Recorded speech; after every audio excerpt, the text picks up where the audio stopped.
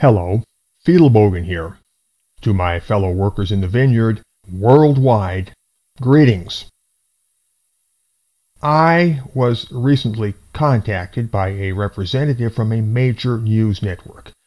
I declined the offer of a televised interview, but since my correspondent sought further information about what she termed the manosphere, I tried to be of assistance.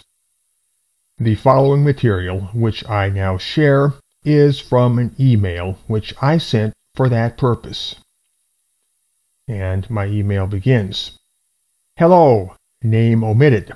There is a complex international grassroots social movement existing in the USA, Canada, Australia, Europe, Latin America, India, Japan, the Philippines, and other nations.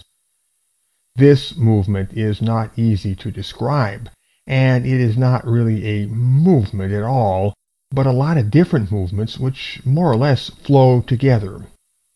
Two major tendencies, or sub-movements, emerge from all of this activity. First, anti-feminism, which means political opposition to feminism as an ideology and as a social construct.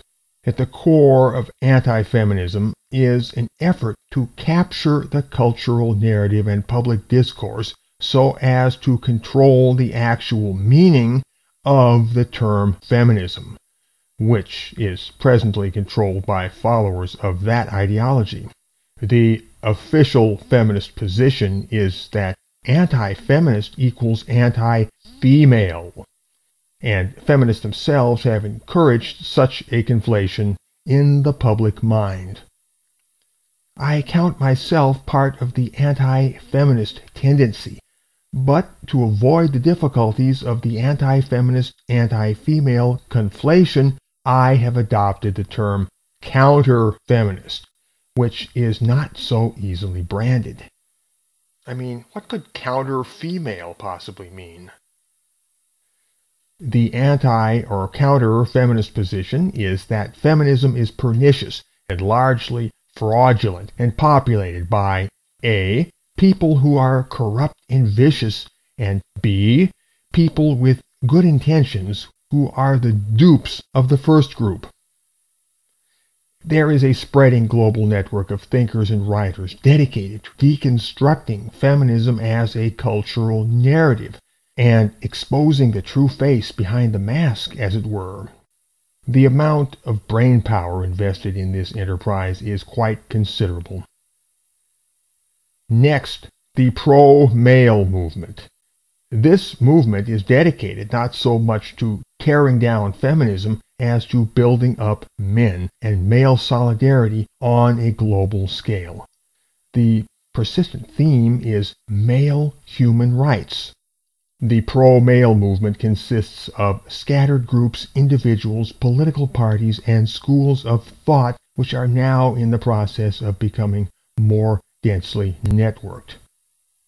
I would include the fathers' rights movement under the broad umbrella of pro-male. Most of the people in that sector would more or less concur with what I have written in this message.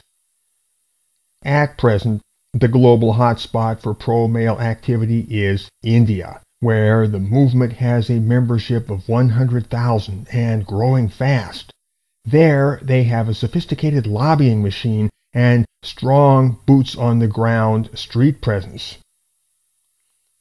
The separation between pro-male and counter-feminist is pretty much artificial and more like a difference of focus or emphasis.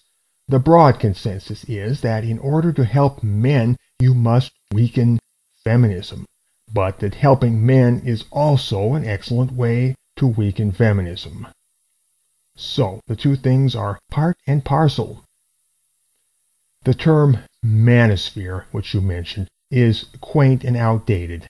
I don't use it much myself, but it seems to refer to a loosely related group of websites which are loosely related to some of the themes which I have sketched above. Also, due to quarreling factions and such like, there is disagreement about who is or isn't a part of it.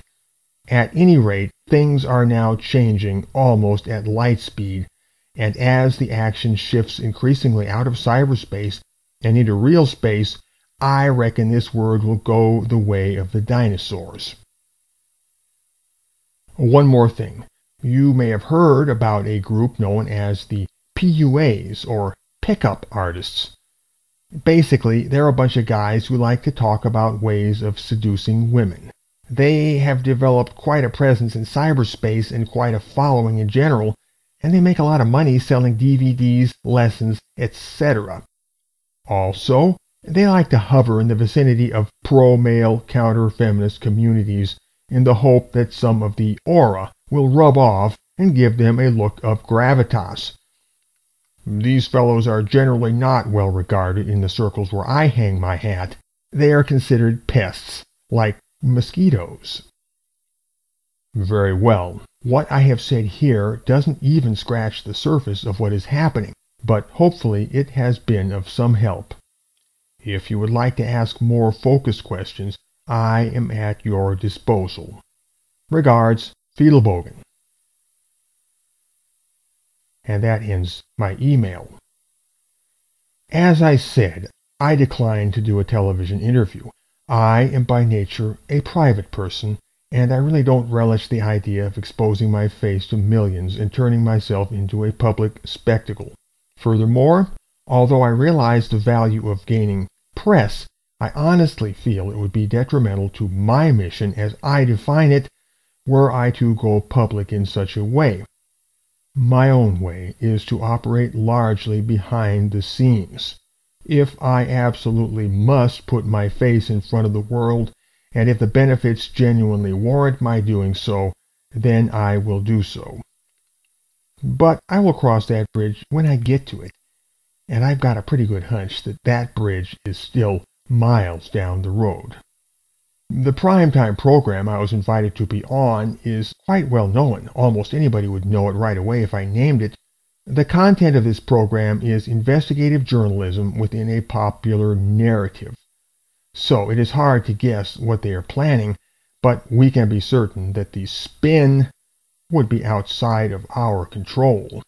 I was told specifically that it was to be a story about the manosphere. Yes, that word precisely. I was also told that they were interested in personal anecdotal accounts of what brought you into this. A final thing which impressed me was that my correspondent showed a level of prior knowledge suggesting that she had been a studious observer for some time. The report which I sent off was likely beyond the bounds of the subject as they conceived it, especially since I made clear that manosphere might be considered obsolescent terminology. How much, if any, of my information finds its way into the final production is anybody's guess. However, I have archived all correspondence, and I have shared the present email with both my correspondent and with my cyberspace public. So we shall have the opportunity to compare what they end up saying with the level of information that I have made available to them. That comparison surely will be illuminating. Fiedelbogen. Out, out, out, out, out, out, out, out, out, out.